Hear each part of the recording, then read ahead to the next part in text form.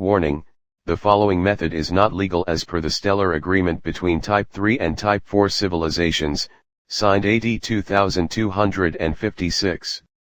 If at all, you have been caught making a black hole without a license, this article isn't responsible for the punishments under the same laws, which includes exile to the isolated planet, geminorum Bus at your own risk. And please, don't try this at home, your home planet. Being able to create a tactical black hole has been the dream of every intergalactic warlord and psychopath since Lord Gorignac eliminated the peaceful planet Sagan Prime. No wonder every tyrant wants one. No muss, no fuss, no tentacles on the ground.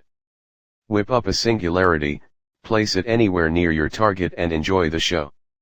Don't forget to increase your shield strength by 3000% to compensate for the insane amount of Hawking radiation that will flow from that bad boy. Jokes aside, could something as innocuous as sound be the harbinger of a planet's destruction? Physicists have theorized that a sound of 1100 decibels would rip space-time and create a quantum singularity, black hole. Sound being used to facilitate the ultimate weapon. Humans have actually tried to create black holes in the laboratory. I'll highlight two of these attempts here. A physicist at the Technion Israel Institute of Technology in Haifa, named Jeff Steinhauer, used a collection of rubidium atoms that was cooled down to near absolute zero temperatures, to create something that behaves as a single, fluid quantum object and so can be easily manipulated. He manipulated this fluid, Bose-Einstein condensate, to flow faster than the speed of sound. Doing so, trapped the sound waves traveling opposite to the flow and thus creating a stand-in for the gravitational event horizon of a black hole. When particles are accelerated, they gain mass, based on E equals mc squared. When two protons are accelerated, their gain of mass subsequently results in the bending of space around them. When they collide, a sufficiently high concentration of mass results, which creates a miniature black hole. This can be done in a Large Hadron Collider. It is backed up by computer simulations mentioned in a paper by Chopchuk and Pretorius, published on March 17, 2010, in the Physical Review Letters.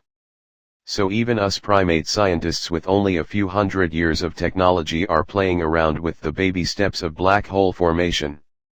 First of all, a sound of 1100 decibels would require 10 raised to the power of 98 watts per square meter. That is an absolutely insane amount of power, far in excess of what we can currently produce, and is many of orders of magnitude greater than what a supernova creates. So it is beyond us at this time, but it would not be beyond a Type 3 interstellar civilization. Now how would they create a black hole? By E equals mc squared. Put enough energy into a small enough area and it would be the equivalent of putting mass in that area, causing immense gravity. With energy as great as 1100 decibels, it would create enough gravity to cause a black hole to form and an incredibly large one at that.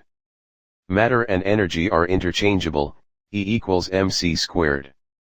The black hole doesn't care if it's a great amount of energy or mass, it will still form. Let me give you a measure of what 1100 decibels means. Decibels are a logarithmic unit. That means 20 decibels isn't 2 times more powerful than 10 decibels, it's 10 times more powerful. That means 1100 decibels is 10 raised to the power of 109 times more powerful than 10 decibels. That is a 1 with 109 zeros after it, making it that many more times as powerful. A sound wave that strong would have to compress air so dense that the rest mass plus the kinetic energy would mean that the mass of say a cubic meter of air would fall inside its own Schwarzschild radius.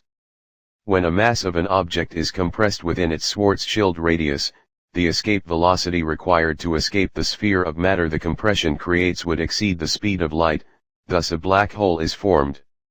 I can almost imagine a series of massive black holes radiating out from their doomsday sound generator weapon, their humongous size and separation being determined by the frequency of your sound.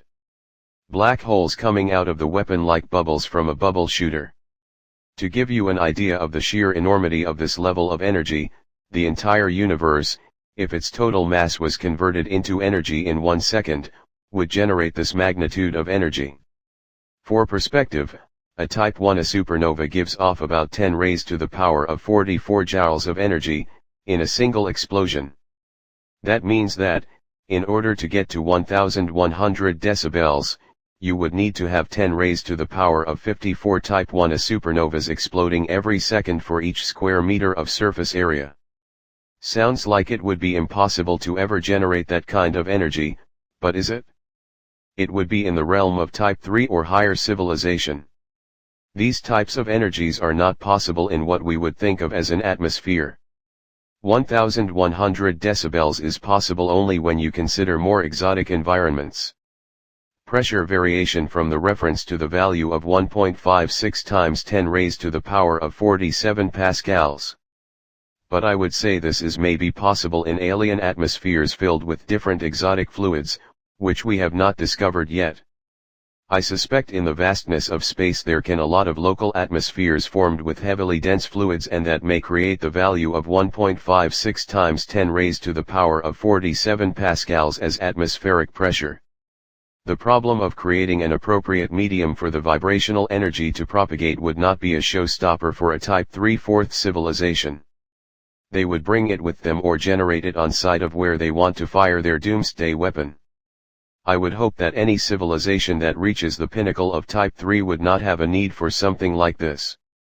But maybe with more power comes more powerful enemies, who knows? But if you just absolutely positively have to kill that MOFO planet or entire galaxy, this would be the way to go.